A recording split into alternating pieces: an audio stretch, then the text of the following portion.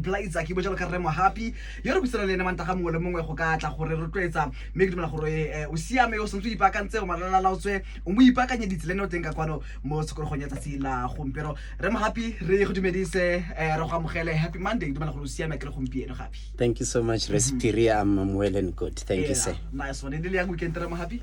It was exciting, hey? It was really exciting. Nice. Yeah, no. No, we are happy to have you back again. Today, we are continuing on the law of consistency. Yes. So I'm going to use a very interesting example today about being consistent and how that can ultimately benefit you as a person. Nice one. Yes. I'm happy to have you.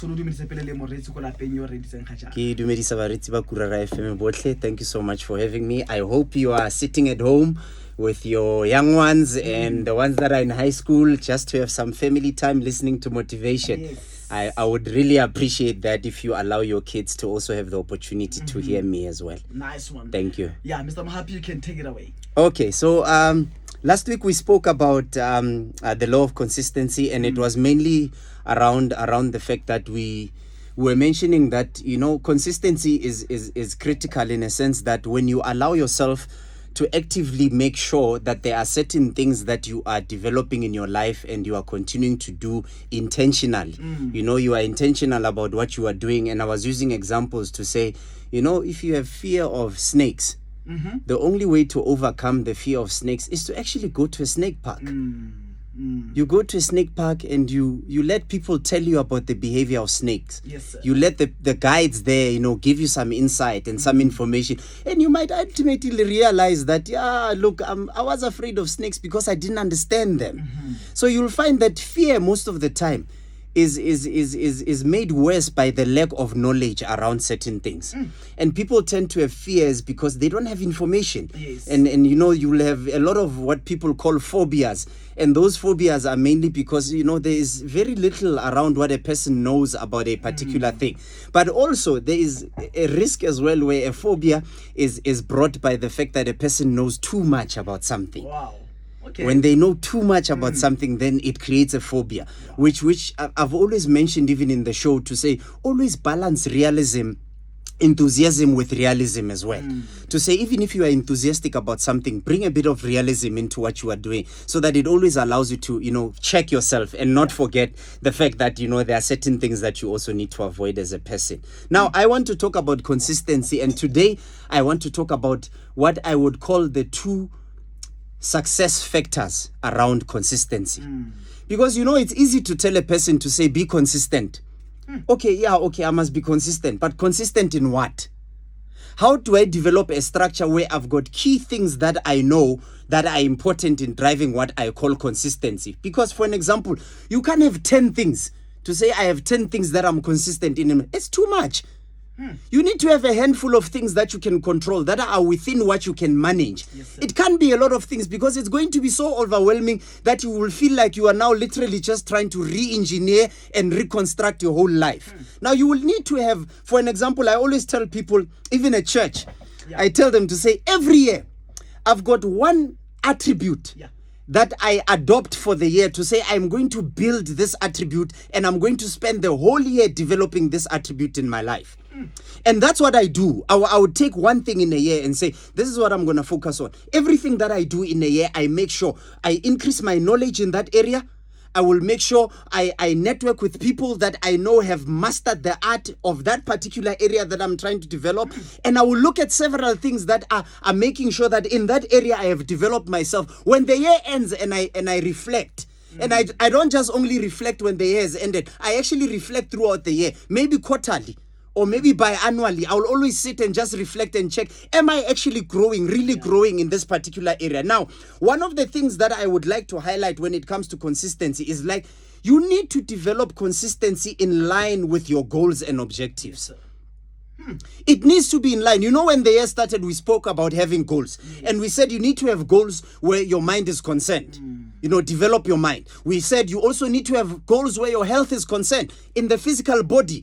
Have goals in those areas. Also have goals spiritually. What are your goals spiritually? And you will hear people saying, I have a relationship with God. I love God and this and that. Yeah, I can hear that. Yeah. But what is it that you are doing for you to actually grow spiritually? Or is it just a matter of saying, it's like if people are in a relationship, it's okay to say you are in a relationship and tell people you are in a relationship. But what you do when you are together to develop that relationship is what ultimately counts in the end. So that's what is important. So let me now deal with, I'm going to do with these two main areas. Yes, sir. The first area is that you must develop consistency in line with your goals and objectives. The second area is that you must develop success habits in line with those goals and objectives. That's very important. Now, those success areas, you must develop them in line with what we would call the destination. The destination is what you ultimately want to achieve in terms of your goals and objectives. So say, where do I want to see myself? And I'll give an example. For an example, if you want to see yourself as a CEO one day, it will do you very good, a lot of good for you to go out there and start learning about the habits of CEOs. Yes, sir. What sort of skills does a CEO have? What sort of habits do they have? Where are they strong? What areas of my life? And then you can do what you would call a gap analysis, where you are looking at where you are right now and where you need to be, and what is it that you need to develop from where you are to where you are going. And this becomes important because now when you have developed those main areas in your life that you need to focus on as what you would call key success areas, it makes it easy to be consistent in those things because you know where they are taking you. And you have evaluated that there are people that have them that are where I want to go, and they actually work. These things actually work. It's not because I have just made them up in my head, but I have looked and I've noticed and realized that other people have succeeded because of those qualities.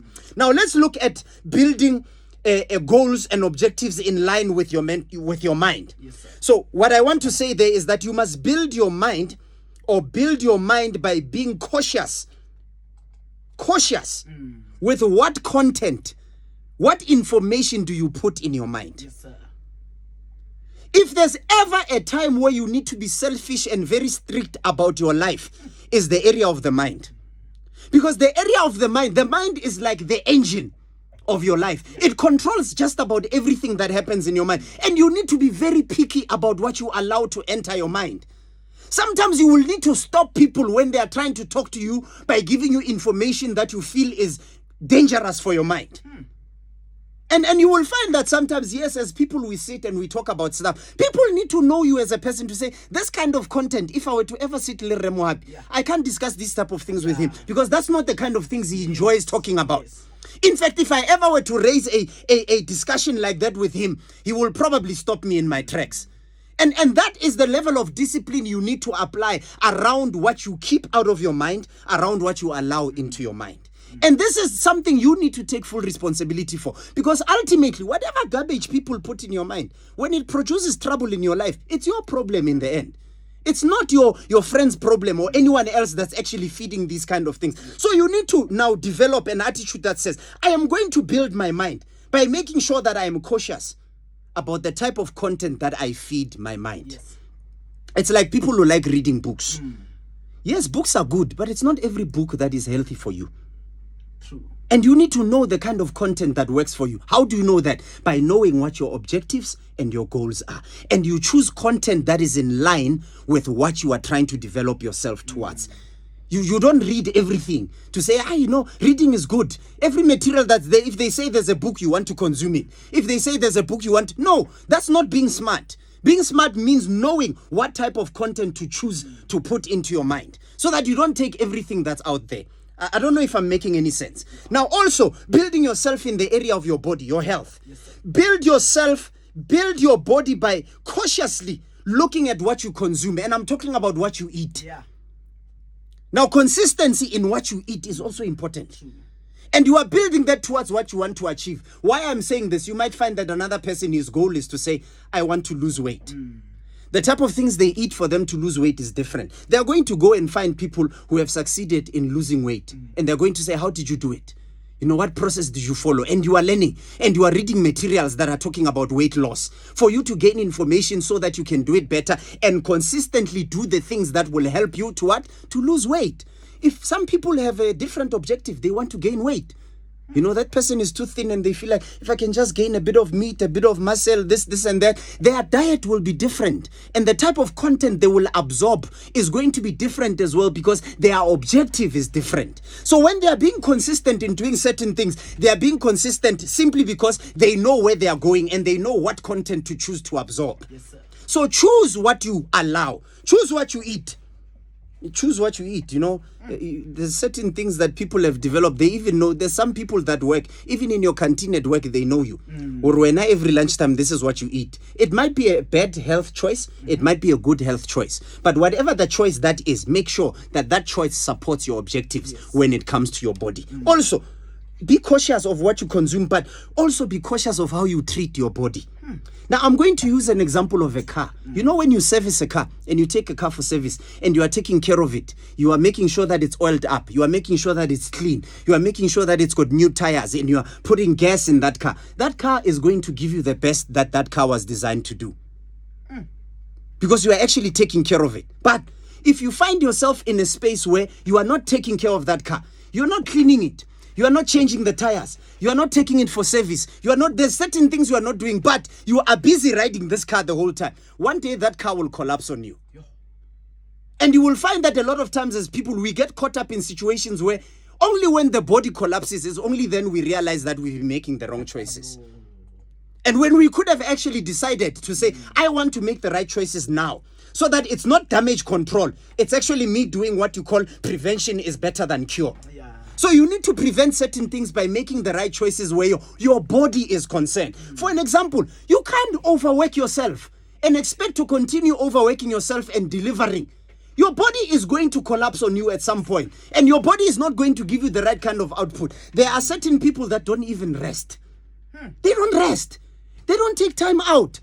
They don't take time out and say, I need to rest. I need to make sure that I give my body necessary rest that it requires. They are always grinding their bodies. People are always busy. You know, you work throughout the whole week. It's weekend. When it's weekend, you are up and about. You are not resting. You are going to rest at 9 o'clock on Sunday to hope that that sleep that you are getting on Sunday will give you enough energy for you to survive the week. People, we need to actually be wise in how we make decisions and understand that, you know, with a car, yes, when an engine breaks, you can buy new parts.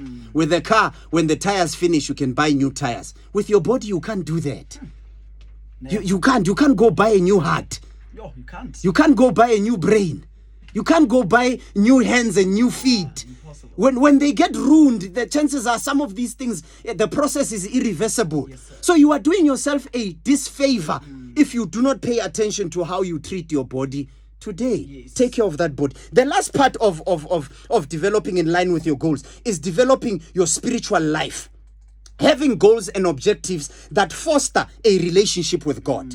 Now, look, a lot of people can say, I really have a relationship with God and, I pray all the time, I go to church and this and that. I want to introduce a new element to that. To say, yes, you are going to church. Maybe you are praying, you are reading the Bible every morning. But the question I want to ask is, have you developed objectives that will allow you to grow spiritually? Because it's one thing to have a relationship with God. It is another for you to actually see the benefit of being a spiritual person by growing. Now, let me explain this. Ultimately, whether we want to accept it as humans or not, we are spiritual people. We have been created to be spiritual people. So what am I trying to say? You are a spirit as a person. You have a soul and you live in a body. That is why when you leave this earth, that body that you lived in, you leave it behind. Because it was your house where, in this realm that you are living in on earth. Now, what does that mean? The basis of every single thing that you can ever do as a human being begins with you understanding and acknowledging the fact that you are a spiritual person. And when you invest in your spirituality as a person, when you invest in you being a spiritual person, that allows you to be able to have a very strong base when it comes to dealing with life's challenges, when it comes to dealing with every single thing you can actually face in your life. And this becomes very important because if you then don't only look at the fact that, yes, I pray, I go to church, so I expect God to do everything else that I need. And you are saying, apart from me expecting God to do everything else, I also need to take the responsibility of saying, I must grow. No one wants to give birth to a child and watch that child becoming a toddler for the next 20 years. You want that child to grow. Because the amount of work you put into raising a toddler is too hectic for you to keep investing that for the next 20 years. You want that child to grow because then you invest less and less in that child as they are growing. And they will get to a point where they have grown enough for them to now take care of you as a parent. Wow. That's what you want. Yes. And now imagine a situation where spiritually, Lorona, we are not even growing to a level where we can now stand on our own. We cannot be dependent on anyone else, but we can stand because we know we have a healthy and a strong relationship with God. A relationship that we are continuing to evaluate. So what am I trying to say? Have objectives and goals in your spiritual life. What do you want to achieve? Who are your role models spiritually? Who are those people that you are looking at and say, one day, I want to be like this person? I don't know if I'm making any sense. You are. So your spiritual life plays a very critical role in what you become ultimately as a person. And take that very seriously. The second leg to this is developing success habits. I want to call them success habits. Success habits that lead towards your destination. Now, let me say this before I go further. Your mind and the words of your mouth are always going to travel ahead of your physical body. Woo, powerful. Which means by the time your physical body enters breakthrough, or it enters a job, you now being employed, or it enters a business, you now have started a business, your mind and your words should have gone way ahead of you. So which means at any given point in time of your life, your words and your mind must always be ahead of where you are physically at that point in time.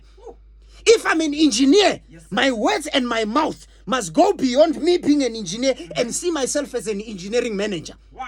If I'm a business owner that runs a business that makes $1 million, my mind and my words must go ahead of me making $1 million and start seeing 10 million. If I'm making 10, they must see 100 million. If I'm making 100, they must see 1 billion. That's how you need to live your life. Your mind and your words must always be ahead of where you physically are. You cannot talk the language of where you are. And I want to show this with an example. And I want to give you this example. Now, there's this, story that I read. This guy was once a millionaire. And in his millionaire days, he realized something that really affected him. He felt that everyone that was around his life and everyone that was with him because of his money. Okay. So that really didn't sit well with him. And he made a decision to say, look, my family, the people I love, everyone else in my life is just here for the money. He took all his money and gave it to charity. Wow. And he became a beggar. He literally went from mansion to sitting in the street. Homeless. Now, it happens that at that same time, there is someone else elsewhere in that same area, a lady that is being forced by his family to marry a rich man. And she didn't like it because she felt she wanted to marry for love. Now, to prove a point to the parents, she then said, I'm going to go look for a beggar. Okay. And I'm going to take this beggar and clean the beggar up. Yes, sir. I'm going to make this beggar so handsome. And I will present this beggar. So I will make sure he wears the most expensive suit, the most expensive watch, and present this beggar to my parents. And see if my parents will make a decision for me to marry this person. Yes. So he goes there. When he gets there, he says he finds 3 beggars. They are sitting there by their little mbau lanyana, for them to stay warm. He says, for $1,000, who will go with me to my home? The other 2 beggars are lifting their hands. Me, I'll go with you. Just for one day, I'll go with you. The other beggar is just quiet, minding his own business. So this really realizes something. And I want to show you what I mean by developing success habits. Yes, sir. To say when you have developed certain habits about you, they even change how you respond to things. They change how you make decisions. They even change the way you speak and how you do things. And this is important because look at it this way. And I'm going to continue with the story. Look at it this way. If you want to be a CEO, you must begin to act like one now. Before you become a CEO, so that by the time you are CEO, that thing is no longer something that you are faking, but it's now a habit. Yes, sir. I don't know if I'm making any sense. If you see yourself as a millionaire one day, you need to start behaving and thinking like a millionaire. You need to start telling people that this is who I am. Yes, and people are gonna say, oh, now you don't even have a car, you are riding a bicycle, you are telling us that one day you'll be owning a multi-million rand company. Stop playing games here. Look, ultimately what it means is when you consistently tell yourself that and you consistently move your mind and your words ahead of where you are physical, you can be poor today, or rather consider yourself as poor. But let me tell you something. Poverty is not a state of finances. Poverty is a state of mind. And if in your mind you are not okay, you will never at any point in time come out of that situation. Now, I will show you how this beggar. Now, this lady is now intrigued by the behavior of this beggar to say, this one is a different beggar. I'm presenting $1,000, $1,000, and this beggar is not jumping at it. What is it about this beggar? And then he says to the lady says to this beggar, he says, so why are you not, wanting, why you don't want $1,000? And this guy says, no, look, I have no need for your money. I'm okay. I don't need money. Sure. And this lady said, no, I insist. In fact, I want you to go with me. Wow. So the other ones, they were jumping for the money. This one doesn't care. Yes. So the lady is now intrigued to say, how come this beggar in particular is not interested? And the guy says, I'm not interested in your money. And then the lady says, how much do you want? I actually want you to come with me. Okay. How much would you take? And this beggar says, okay, let me just think of money that this lady will not pay. And this guy says, $3,000. That's like 52K in our terms. It's a lot of money. Yeah. Now, this lady looks at them and at the beggar and says to the beggar, okay, $3,000 is fine. Wow. And this guy says, $3,000, are you serious? And this lady says, I said I want you to come with me. Now she's more intrigued because of what the behavior of this guy. So listen to what this guy says. He says, okay, take this $3,000 and give it to the other two beggars. I will go with you for free. Wow. This lady was like, wow. I expect you to behave like a person who's poverty-stricken. When money is presented to you, you jump at it. But you seem not to even be shaken by money. You've just called 52,000 rands in our terms, $3,000. And you are not even shaken by it. In fact, you are not even taking it, you are giving it to other people. So they go. Now, when they takes this beggar to his friend's house. When he gets to the friend's house, when they get there, the beggar is now sitting there to say, whatever you want me to do, I'll do. So just tell me. He says, no, I've got a barber here.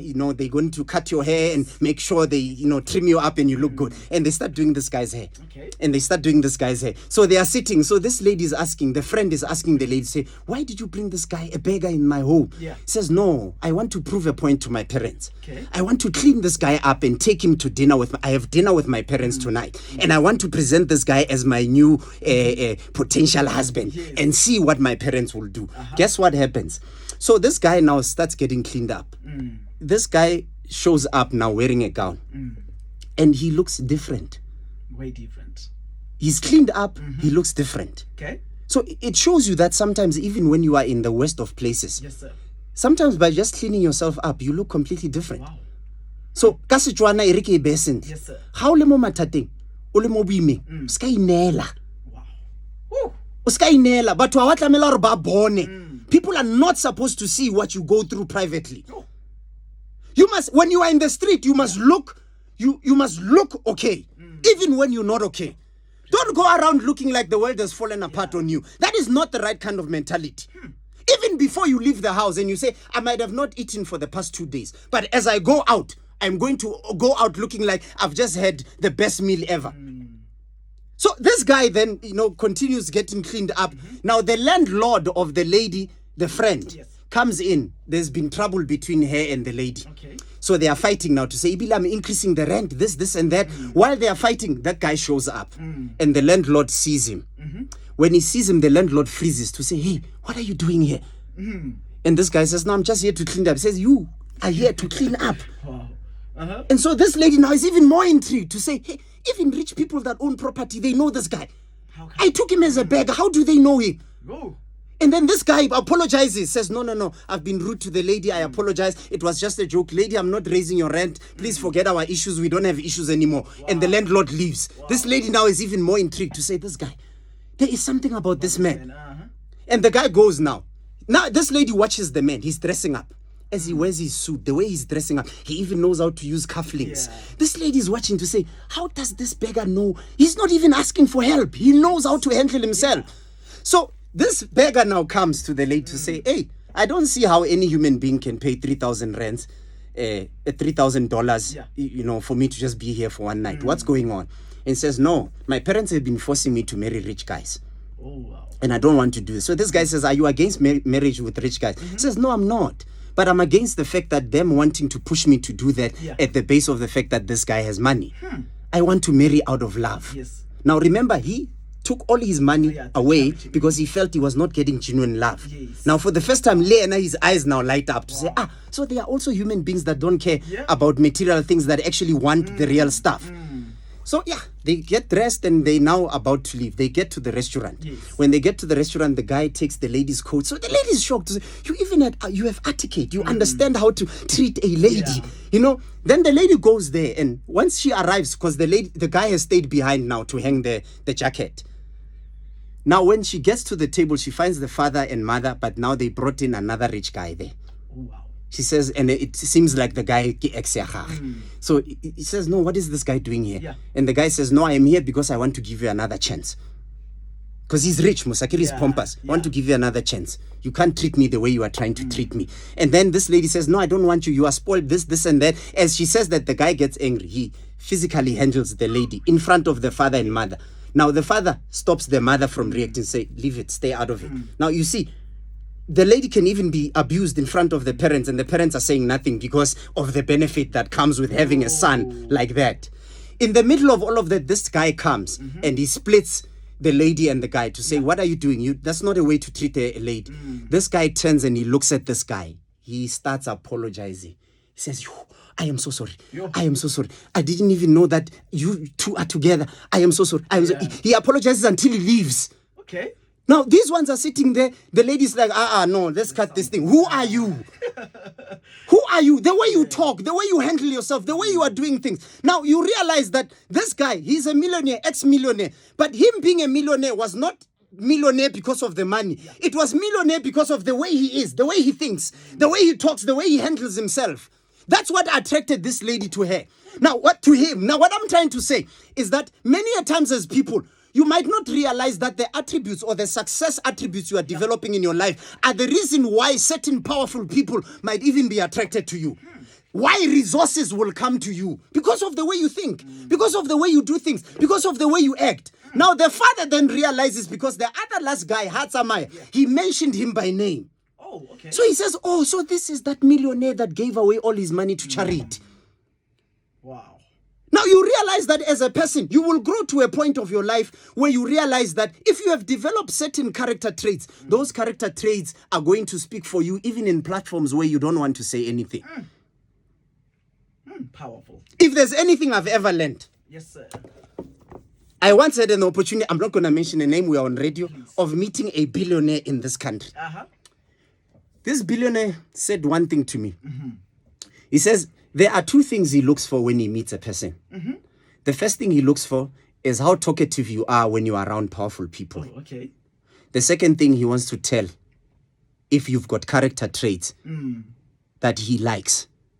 Character traits that he calls them success character traits. Okay. And once he spots those things, he knows, he will even tell you that one day you are going to be big. Oh, okay. He might not support your dreams at that time, but he will tell you that one day you are going to be great. Now, you look at that thing and you think to yourself, how does this guy know?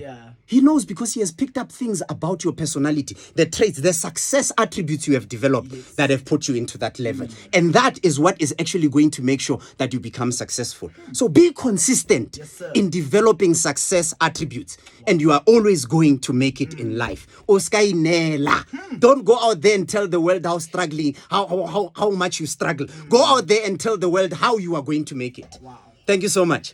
Wow, Monday Motivation with Mr. Tshepo Mohapi. Right about now, it's 5 o'clock on the dot. Time for your 5 o'clock news bulletin right here at Pillar FM, the ultimate choice of the district.